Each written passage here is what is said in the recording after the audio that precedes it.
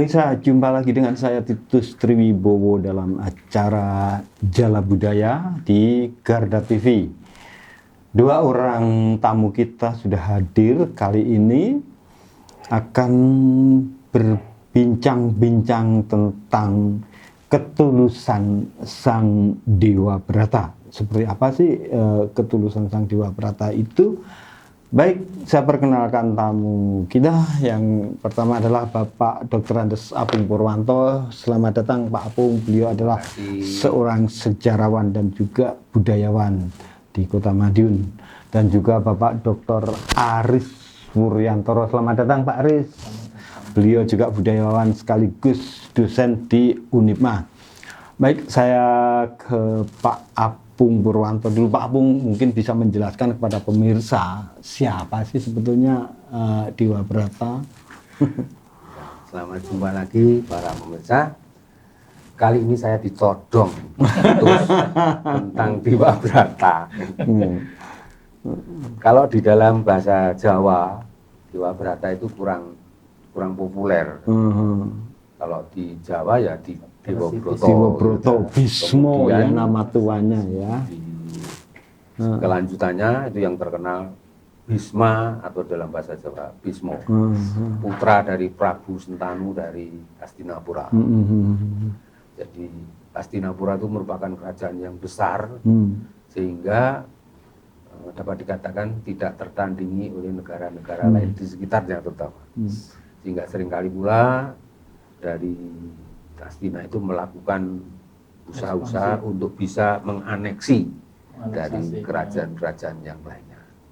Nah, salah satu prajuritnya yang terkenal dari kerajaan Hastinapura ini adalah Dewa Brata.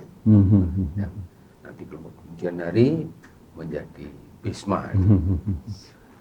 Bisma ini menarik bagi orang Jawa karena keunikan daripada olah tingkah serta karakternya. Yang jelas dia putra Prabu Sentanu dengan pasangan Prabu Sentanu dari Dewi Gangga. Hanya sayang Dewi Gangga tidak mengasuh sejak bayi karena meninggal waktu melahirkan. Sehingga kemudian Sentanu itu diasuh oleh ayahnya dan beberapa orang-orang lagi yang nantinya malah menjadi seseorang sosok yang mengagumkan. Sebagai seorang prajurit dia terkenal, sebagai seseorang yang berada di kalangan bangsawan. Orang-orang yang raja-raja, dia juga dianggap sopan dan sebagainya. Itu sangat terkenal sekali kesopanannya. Itu Dewa Brata. Hanya dalam kehidupan sehari-hari orang Jawa mengatakan dengan Bismo.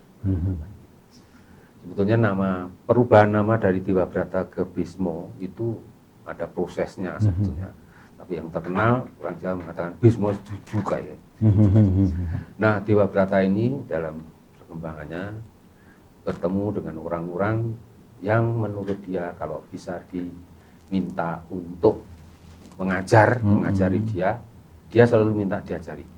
Jadi katakanlah mencari guru yang bisa membuat peningkatan dirinya menjadi yang lebih mumpuni, kalau bisa lebih sakti, kemudian juga bisa menjadi orang terhormat di kalangan raja-raja itu. Itu saja dulu dalam perkembangannya nanti lebih lanjut.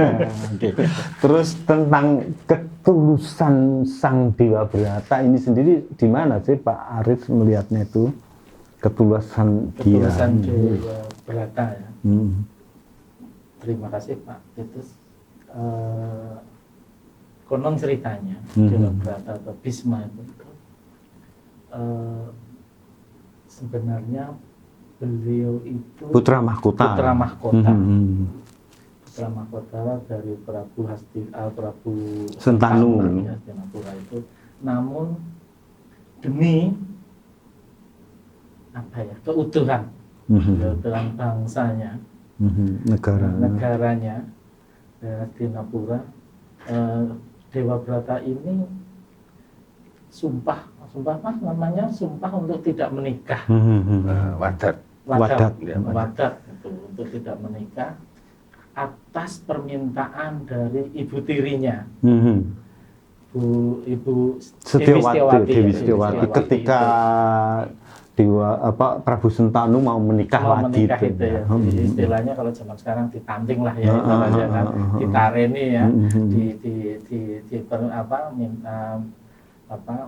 mohon izin ya, minta izin itu kan, minta izin itu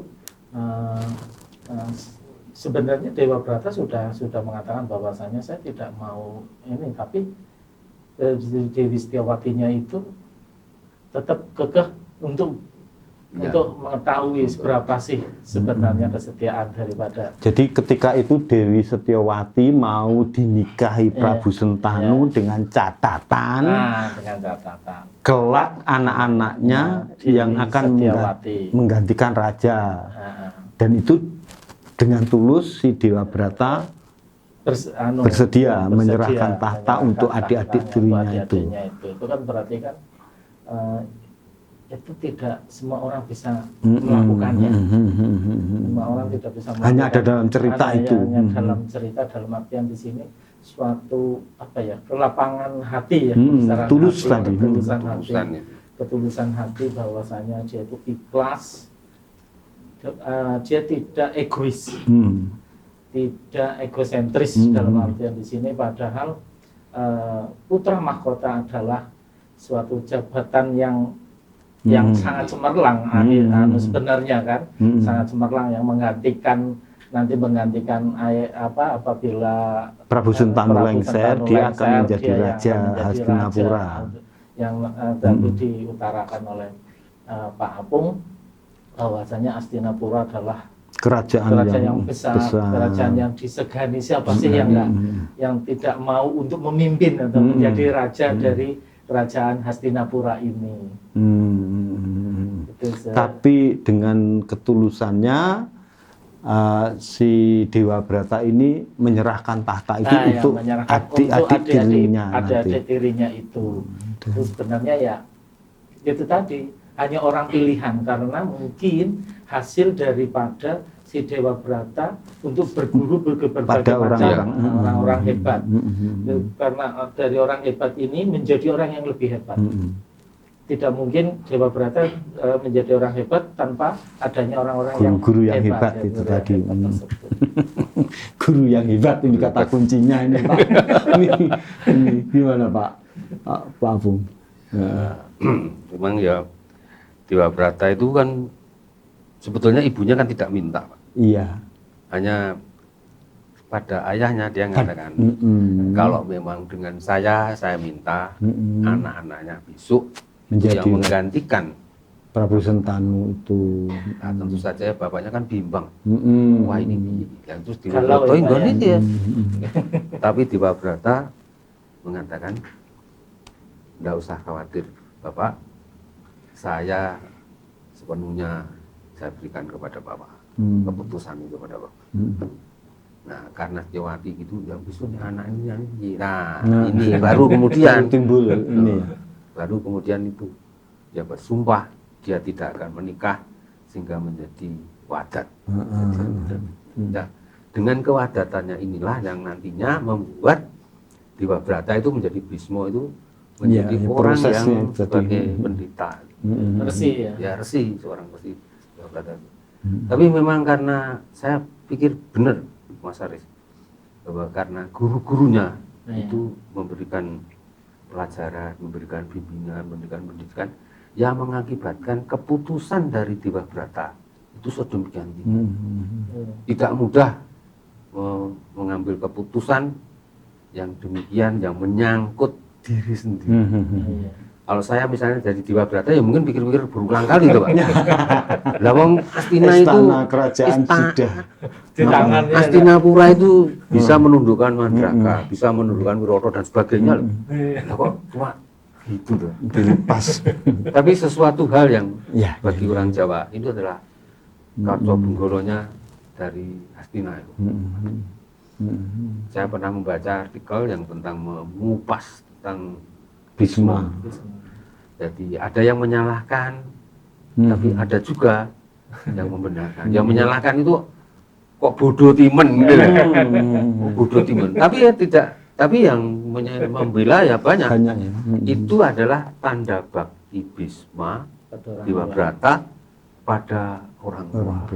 Ditambah lagi agar kelak kemudian hari Hastinapura itu tidak tercerai-berai antara keturunan dari Tewati dengan keturunannya. Kalau dia Menikah, maka lebih baik saya dia tidak menikah itu tadi. Itu hal yang dua hal yang beda. Yang satu jelas dia bakti pada orang tua, yang satu jelas bakti kepada negara. Jadi lebih baik negaranya bersatu, sayang jadi korbannya. Jadi kalau bukan jadi korban, jadi Banten. Itu sesuatu yang langka kalau ditarik pada masa sekarang sepertinya enggak. Ini harus ya. Naif banget ya. Kalau zaman sekarang tuh kayak naif banget dalam artian begini.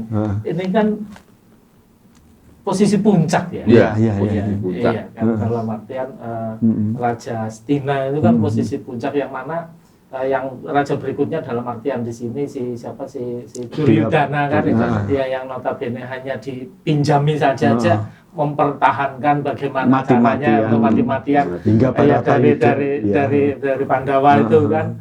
Ini kan kalau sekarang kayaknya nonsen ya ibaratnya. Kayaknya sesuatu yang seperti yang terjadi di tanah air kita. Dalam artian hari-hari ini. Hari-hari ini dalam artian Sentanu, yang dalam artian di sini sebagai kepala dan sebagai raja di Hastinapura. Kalau umpamanya saat ini sudah merekayasa bagaimana nanti si Dewa Bratanya ini sukses menjadi raja besar, gitu kan, gitu loh. Dalam artian di sini ya ini apa ya, sebenarnya kalau dilihat kembali itu sebagai tadi disinggung sebagai kaca benggala ya Pak. Iya. Cermin cerminan. kita.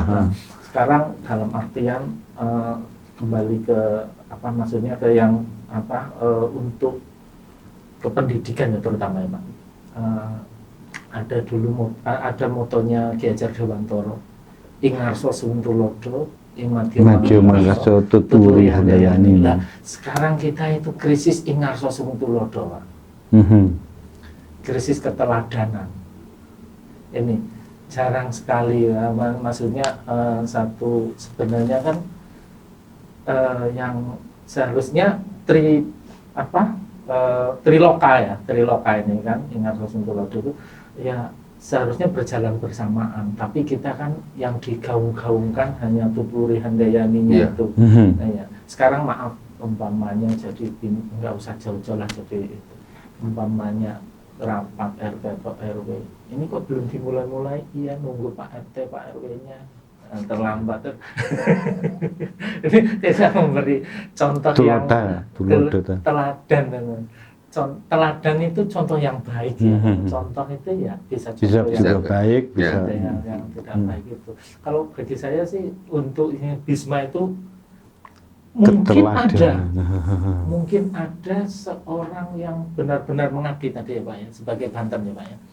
Mengabdi itu mungkin Pak Titus, Pak Apung ingat waktu tahun 2010 pas waktu kejadian Gunung Merapi meletus. Nah, itu kan ada Mbah Marijan. Mbah Marijan kalau tadi tertarik, kalau orang lain, orang awam melihatnya suatu kekonyolan. Mau diselamatkan, mau dievakuasi, tidak berkenan Mbah Marijan. Tapi karena Mbah Marijan ini sudah sumpah prasetya waktu dia beliaunya ditugasi oleh Sri Sultan untuk mampu untuk sebagai penguasa lah, maksudnya untuk ngawasi Gunung Merapi itu apapun akan dia lakukan. Nah, ini umpamanya dia mungkin ini suatu titik puncak kesetiaan Mbah Marijan kepada sultan dan kepada negaranya, kepada Merapinya itu, kepada alamnya itu. Dan ya itu tadi, kalau mayoritas, wah ini suatu bodohan, mesti mati. Nah, lihatnya dari sisi fisik. Sebenarnya benar-benar core daripada pengabdian. Iya, pengejauhan tahan Dewa Brata. Dewa Brata ini, itu loh yang kalau yang saya lihat yang terjadi itu di situ. Baik pemirsa, kita akan lanjut lagi di sesi kedua, tetap dalam acara Jala Budaya. Monggo silahkan diminum, Pak.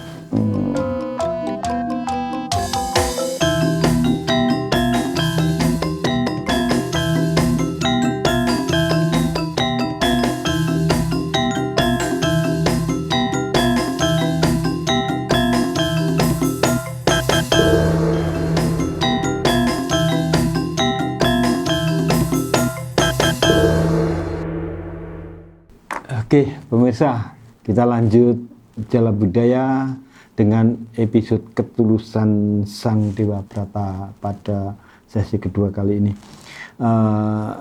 Pak Apung, esensi dari ketulusan Dewa Brata yang tadi digambarkan Pak Aris dengan Mbah Marijan itu seperti apa, Pak Apung?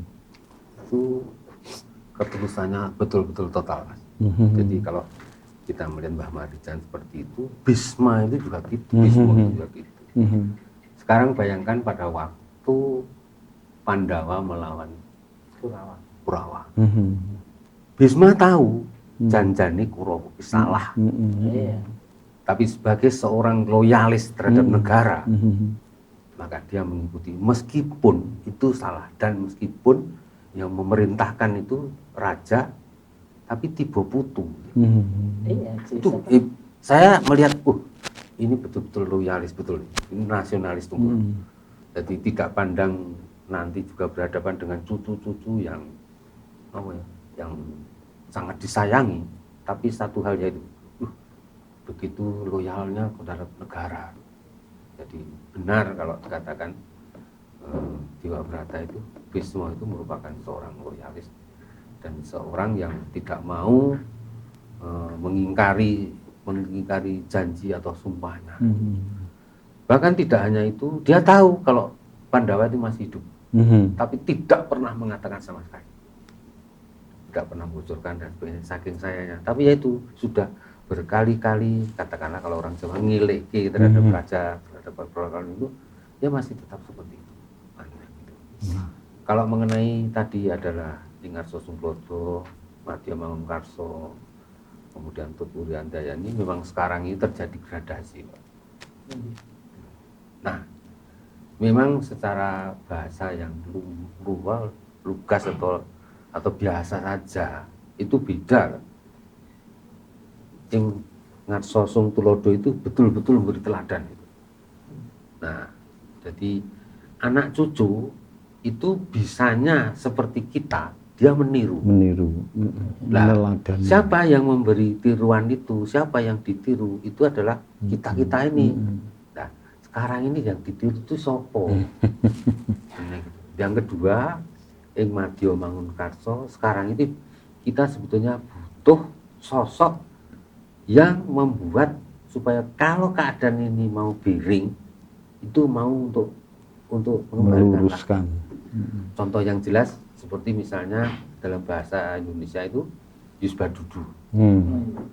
Yusbadudu itu kelihatan bahwa ini loh sing bener. Dia tidak Pak, ingat Sosum Todo, tapi Ing Madya Mangunkarso karena ada banyak orang yang pinter juga. Tapi dengan segala hal yang betul adalah seperti ini. Sampai sekarang akhirnya kan tidak ada selamat ulang tahun yang hari. Sekarang kan Dirgahayu. Itu saya masih ingat, Yusbadudu. Lah, kita itu memerlukan ini. Dia munculnya tidak di depan. Dia munculnya malah di tengah. Nah, itu yang sangat kurang. Yang sekarang itu malah itu Tutpuri Handayani. Tutpuri itu kalau saya seperti saya misalnya ngon bebek itu, Pak. Tidak ada orang ngon bebek itu di muka, tidak ada. Terus di belakang. Mungkin nek arep cemplung kalian lagi. Jadi nek cemplung lain ya engko piye carane ngono itu. Itu yang terjadi sekarang. Nah, kita itu perlu tokoh-tokoh seperti Dewa Brata, seperti kalau yang pernah saya katakan dalam bahasa itu Yusbadudu. sekarang sangat prihatin kalau lihat anak-anak sekarang itu melakukan berbicara, berdialog, kemudian bertingkah laku dan sebagainya itu sangat jauh dari kebiasaan kita sebagai orang-orang timur gitu. Ya itulah yang saya mencatat yang disampaikan Pak Apung tadi adalah negarawan yang loyalis. Terus kemudian dia bisa di depan memberikan teladan dan di tengah dia melakukan hal yang kalau Pak Aris tadi menyebutkan identik dengan Mbah Marijan, Pak Apung menyebutkan identik dengan Yusbadudu. Tokoh-tokoh seperti itu sekarang ada nggak di negeri ini saat ini, Pak Aris? Ya mungkin sebenarnya ada mungkin Mbak. Iya. Tapi kecenderungannya justru sebaliknya. Nah, sekarang ibaratnya apa ya? Ya tokoh sekarang itu memamerkan apa ya? Kemampuannya kekuasaannya itu. Banyak tokoh-tokoh yang maksudnya sebenarnya banyak pejabat-pejabat yang tersandung masalah. Tidak loyalis, kutu loncat. Jadi apa ya? Mereka ya itu tadi melihatnya itu karena mungkin ya Pak, karena melihat dari segi hitam putih dalam artian sini di dalam cuma ini di dalam pasal saya begini masalah gitu loh, tidak memikirkan itu tadi umpamanya kayak moral. Ini kan perlu moral. Yang jelas saya tidak melanggar aturan perundangan yang berlaku. Moral mental, ya kan, etika di situ loh Pak. Nah, itu kan sekarang kayaknya sudah sebenarnya kita itu krisis Pak. Krisis karena ya saya dilihat dari banyak pejabat lah taruhlah. Ada pejabat tidak jauh-jauh kemarin beliau diberhentikan dari jabatannya. Tapi begitu ke publik ngomongnya difitnah. Berarti yang mau secara tidak langsung dia mengatakan bahwasanya yang memberhentikan adalah yang memfitnah, Pak. Nah ini kan kok nggak legowo, nggak rumangsani bahwasanya dia yang benar-benar dia terlibat. Apa sih salah ngaku? Oh iya saya salah. Itu akan lebih baik. Seperti umpamanya ya kayak Dewa Brata, ya udah nggak apa-apa saya ya karena ini untuk keutuhan Hastinapura. Saya mengalah nggak apa-apa. Dengan padahal posisi inilah ini pejabat ini begitu saya korban daripada ini playing victim lah ibaratnya sekarang itu lah sekarang. Jadi ya biar apa ya karena pencitraan. Karena pencitraan dan apa ya, opini publik. Bukan ketulusan seperti yang dilakukan oleh Dewa Brata, oleh Mbah Marijan itu yang notabene sebagai role model, role model untuk apa ya ketulusan ataupun role model untuk para kalau saya melihatnya itu abdi Pak, mengabdi Pak. Ini adalah esensi mengabdi Pak. Core-nya, inti daripada mengabdi berarti dia itu benar-benar menjadi seorang yang tulus, ikhlas untuk menjalankannya apapun yang dia terima, apapun yang dia lakukan. Jadi tidak banyak apa ya gaya loh Pak maksudnya. Kalau sekarang sekarang modelnya flexing, flexing pamer. Nah, kalau nggak ini sekarang, wah saya malu lah. Saya kalau banyak anak seorang istri seorang perwira, masa saya nggak gini. Di sini lah. Nah, di sini apa maksudnya? Ya begitulah. Kembali lagi krisis moral, Pak. Selalu saya mikirnya. Iya, saya melihat Pak Aris tadi menyebutkan role model yang saat ini berbeda dengan yang dilakukan oleh Dewa Brata, Mbah Marijan, Yus Badudu. Terus untuk menumbuhkan semangat seperti itu gimana Pak Aris, Pak Pung ya? Wah, ini ya pertanyaan yang sepele, tapi jawabnya susah jawabnya. Jadi gawe ya, Pak. Jadi gawe itu bisa jadi gawe. Itu semuanya, Pak. Jadi kalau mau mengadakan perubahan itu asalnya dari rumah dulu, dari keluarga dulu. Di keluarga itu seringkali terjadi antara anggota-anggota keluarga sebetulnya menginginkan seperti Dewa Brata, tapi seringkali jalannya tidak seperti itu. Jadi misalnya sudah diputuskan, wis gak saya tuku sepeda motor, anggo sepeda motor gini. Tapi putranya menginginkan sepeda motor yang berbeda, yang lebih baik, maka pinjam temannya. Nah ini tanda-tanda sudah nggak benar ini. Itu sebenarnya kan semuanya kan harus loyal keputusan daripada keluarga ini. Ini satu contoh yang menyebabkan semakin lama semakin merosotnya itu. Lalu yang kedua, penggunaan istilah-istilah yang seringkali membingungkan serta membuat kacaunya di dalam berinteraksi. Padahal berinteraksi ini ada hubungannya dengan masalah sopan santun, masalah tahu rasa. Jadi kalau misalnya sebelum saya ngomong, Mas Aris itu saya ginikan, Mas Aris sudah tanggap.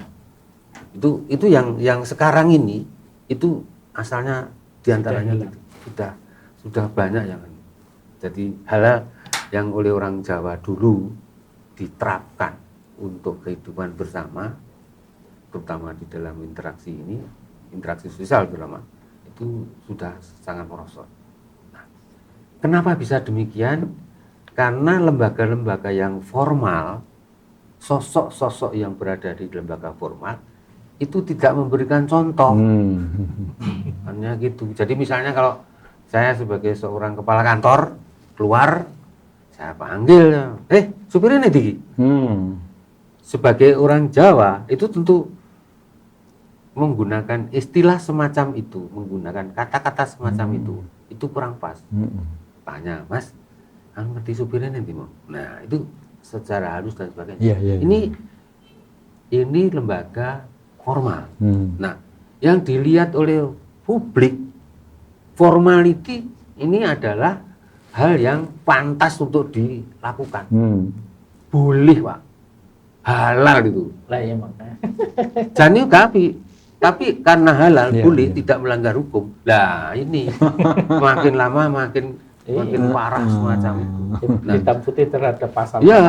Peraturan Bisanya ya mengubah tidak hanya dari kalangan keluarga, tetapi juga dari kalangan pejabat-pejabat formal tadi. Kalau yang non formal seperti Pak Mudin dan sebagainya itu dalam kehidupan sehari-hari agak mudah itu Pak. Ojo liwat kono, ning kono enek wong anu-anu. Mungkin Pak. Nah, itu masih bisa itu. Tapi kalau yang formal lain. Boleh. Boleh liwat kono. Wong iki gak melanggar hukum.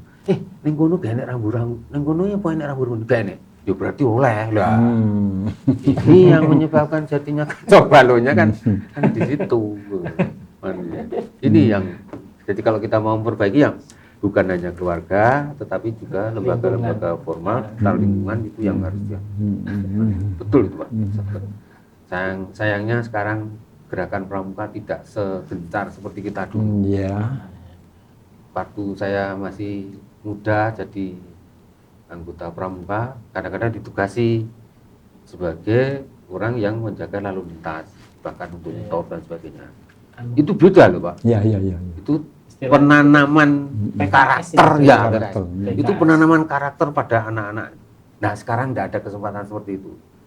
Bahkan jangankan itu Pak, pramuka pakai baju pramuka masih siaga mau menyeberang. Bukan pramukanya berani menyetop kendaraan supaya tidak lewat, enggak. Ngenteni sih. Itu kalau zaman saya dulu masih pramuka, salah satu berani ke depan, salah menyetop, maka teman-temannya diseberangkan. Sekarang enggak. Nah ini mulainya sebetulnya dari bawah sebetulnya. Tapi sekarang namanya saya hilang ini betulnya tinggi ya. Karena dulu memang pramuka diajarkan untuk ya, begitu. Diajarkan didorong itu. Kalau sekarang mungkin yang penting hari Jumat pakai seragam. Nah, pakai seragam itu. Tapi itu pada waktu menyeberang jalan maksud saya. Mbok iya to, sing nyabrang nih itu bukan penjaga sekolah, salah satu siswa. Iya itu beda nantinya. Iya. Dan image-nya terhadap sekolah nanti beda. Anu ini bandel wani, api. Itu kan bisa ditiru. Nah itu tadi. Dia bangun karso itu yang susahnya. Baik, kita akan lanjut di sesi kemudian, tetap di Jala Budaya.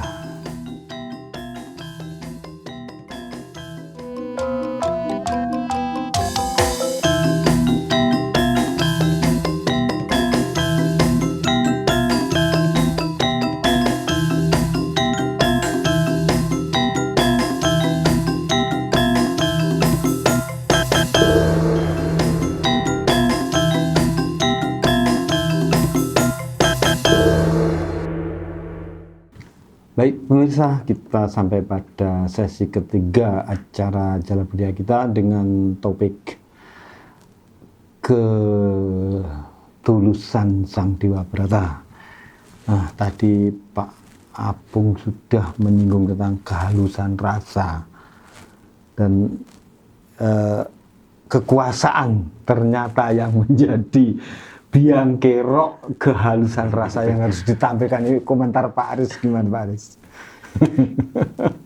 Kalau bilang ya kehalusan rasa, iya, itu tadi sebenarnya kan sebagai seorang pimpinan harus memberi contoh teladan yang baik ya. Dalam artian begini, nggak usah jauh-jauh. Saya dulu waktu SMP Pak, kepala sekolah saya itu padahal rumahnya paling jauh di antara guru-guru. Nah waktu itu saya di Kebumen, kepala sekolahnya di Gombong. Gombong Kebumen itu 40 kilo. Teman dulu waktu saya SMP. Tapi apa? Beliau itu Pak Supirman namanya. Itu kalau berangkat tuh paling pagi Pak. Berangkat paling pagi, kalau pulang paling belakang. Dan semua Pak, kalau berangkat pagi itu langsung muterin sekolah gitu, segitu luasnya diputerin. Jadi ada sampah satu pun ketahuan di kelas ini. Pulang juga kayak gitu. Kalau ada sekolah kelas yang tidak dibereskan juga ketahuan. Akhirnya apa? Sekolah kami Pak, waktu itu ada lomba 5K ya. Nah, 5K itu 5K yang kebersihan segala macam itu selalu menang Pak. Meskipun secara mendadak. Gitu maksudnya pemberitahuan yang umpamanya kan kadang ada yang menang kalau umpamanya besok ada lomba 5K gitu langsung menang gitu kan. Jadi sudah direkayasa lah kan. Nah, sudah didesain kan gitu. Kalau ini enggak. Jadi kapanpun menang berturut-turut setelah dipegang. Ternyata apa Pak? Beliau selidik punya selidik, beliau adalah dulu seorang LVRI dan dulu seorang PETA Pak. Mudanya PETA, pembela tanah air, yang notabene disiplin. Jepang itu ya. Jepang. Nah, kedisiplinan seperti yang dilakukan si Dewa Brata itu. Itu iya, itu disiplin itu Pak. Disiplin yang memberikan dia. Jadi kalau bagi saya sekarang ini ya kayaknya jauh Pak. Disiplin cuma untuk abang-abang lambe saja Pak. Dalam artian begini, sering kali saya melihat maaf Pak, kalau hari libur atau kalau malam hari mungkin masih oke lah. Maaf, banyak mobil di tempat-tempat yang ini, yang mobil bengesan, Pak. Plat merah, yang notabene adalah mobil pejabat, yang itu untuk mendukung jam kerjanya. Iya kan? Karena kan untuk BBM ataupun operasional ini kan ditanggung oleh negara. Kan? Kalau umpamanya kayak gitu, apa mungkin sih umpamanya pejabat itu tidak punya? Nah, ini contoh yang konkret. Mungkin contoh kecil, tapi jadi satu apa ya? Tadi apa? Yang dalam kehalusan rasa itu. Jadi dia tidak peka, tidak peka umpamanya sih. Oh, saya menggunakan ini fasilitas negara dibiayai oleh rakyat. Dulu saya pernah, Pak, mau membuat gerakan begitu, Pak. Jadi karena saya kesel, Pak. Kesel ini kok di mana ada ini gitu loh, Pak. Dan ini kayak dipakai untuk kuliah anaknya gitu loh. Nah, kan itu kan nggak benar itu. Nggak benar kan. Itu kan untuk punya orang tua kan kayak gitu loh, Pak. Itulah itu kan kurang pas. Kepekaan. Nah, maksudnya peka atau sensitif ya, Pak ya. Tanggap ya, Pak ya. Tanggap terhadap situasi negara, warga lah umpamanya. Ya biasa sih. Umpamanya kayak dulu mungkin kalau kita ingat kalau di kepolisian Pak Hugeng ya, Pak ya. Iya itu contoh Dewa Brata yang satu lagi nih muncul. Iya. Hugeng yang ya humble, sederhana. Ya, sederhana. Meskipun dia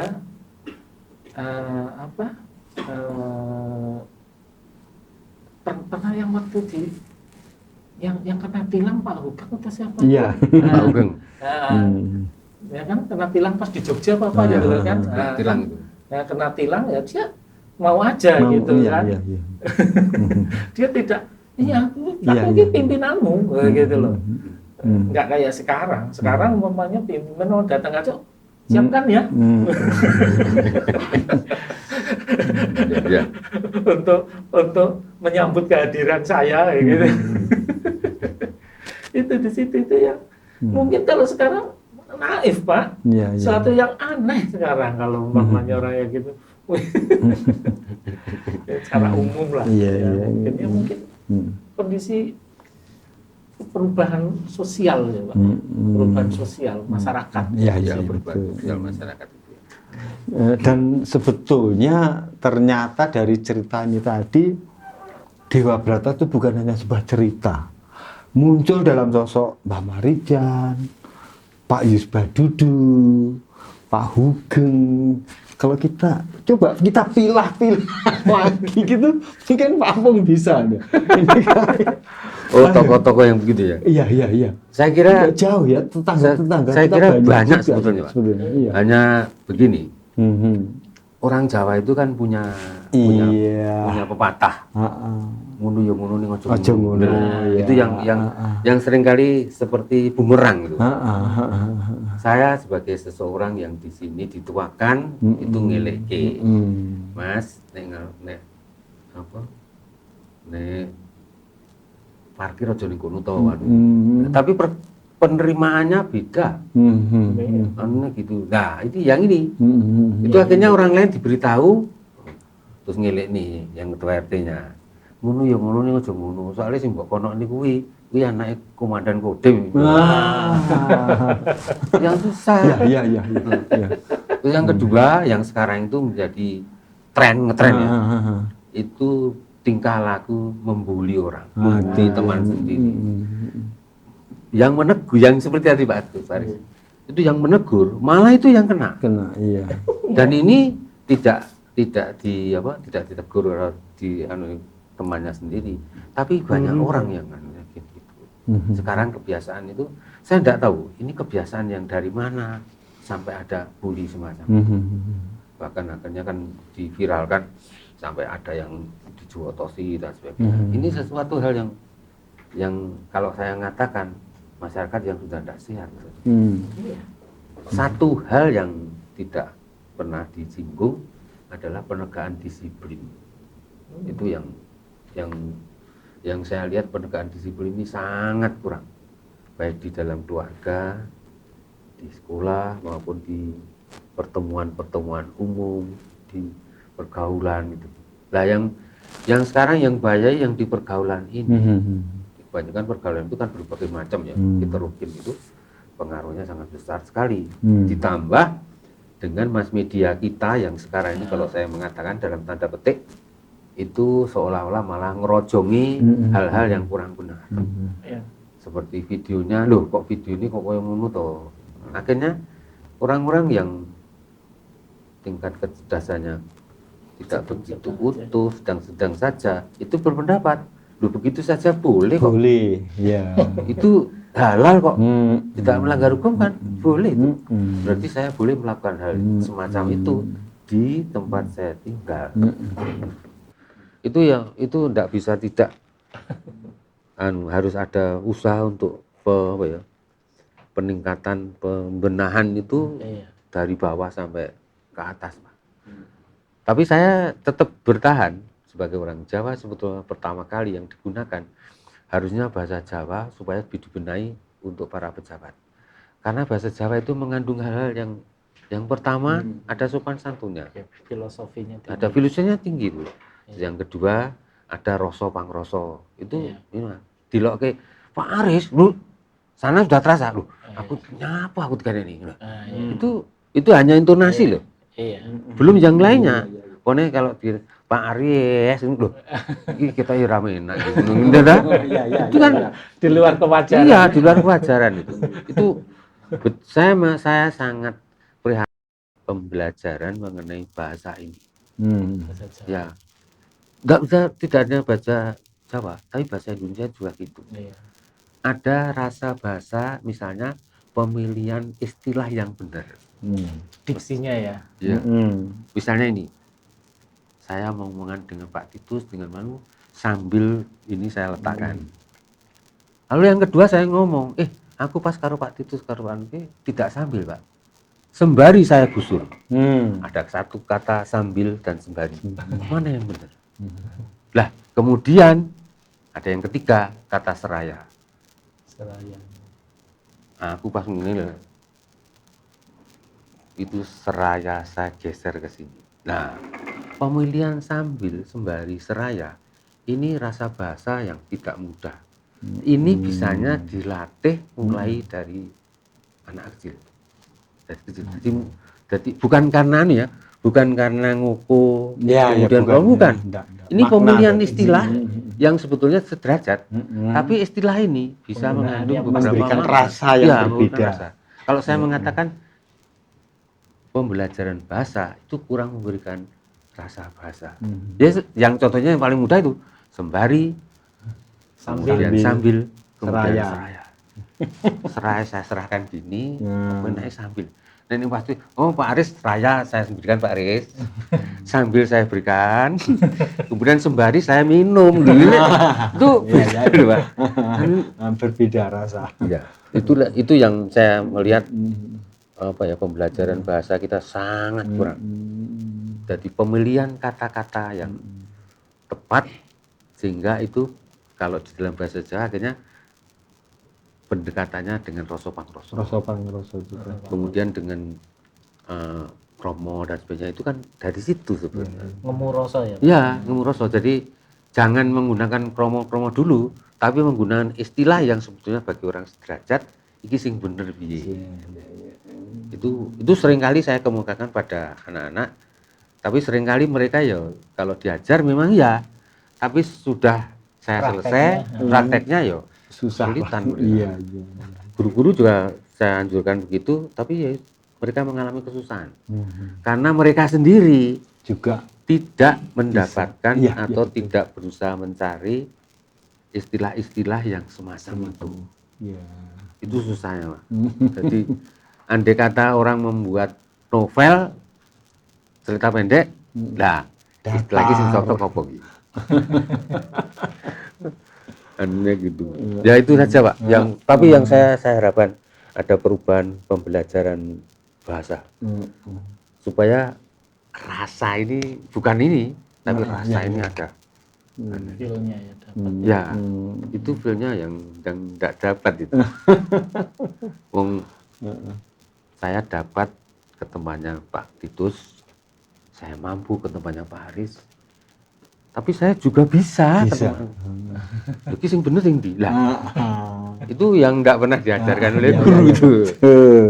Baik Pak Apung, Pak Haris nih, Pak Apung terutama untuk menumbuh kembangkan rasa pangkrasa tadi, tolong disampaikan pada pemirsa closing statement-nya tentang ketulusan Sang Dewa Brata ini. Ya, jadi para pemirsa, dalam kehidupan sehari-hari kita sering mengalami hubungan sosial, jadi interaksi, saling mendekati, saling bisa membantu dan sebagainya.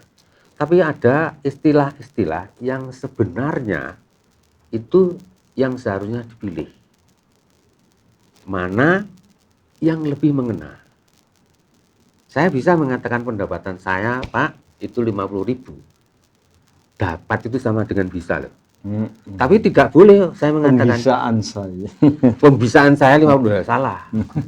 Nah, semacam ini yang saya katakan, walaupun itu sederhana, tapi itu menyangkut tentang rasa di dalam berhubungan dengan orang lain. Ini masalahnya peninjauannya bukan karena sebagai bahasa morfologi atau apa, enggak. Ini berhubungan dengan masalah rasa, masalah budaya ini. Budaya bahasa kita itu begitulah. Budaya kita itu memang harusnya juga menyangkut hal seperti itu. Saya betul-betul mengharapkan ada perubahan walaupun kecil, tetapi di dalam berbahasa ini sangat bermanfaat, terutama pada anak-anak yang makin lama semakin juga hidup di dalam kebersamaan. Hanya itu aja, Pak. Terima kasih Pak Apung. Pak Haris, silahkan. Pemirsa, untuk paling tidak kita berkaca lah ya. Berkaca berarti tidak menjadi ya Pak ya. Berkaca dari siapa si Dewa Brata, ketulusan Dewa Brata, minimal kita punya tulus lah. Dalam artian di sini kita punya apa ya, spirit atau keinginan untuk menjadi yang tulus meskipun tidak totalitas. Dan nanti dengan rasa yang ada pada diri kita. Dalam di Jawa itu ada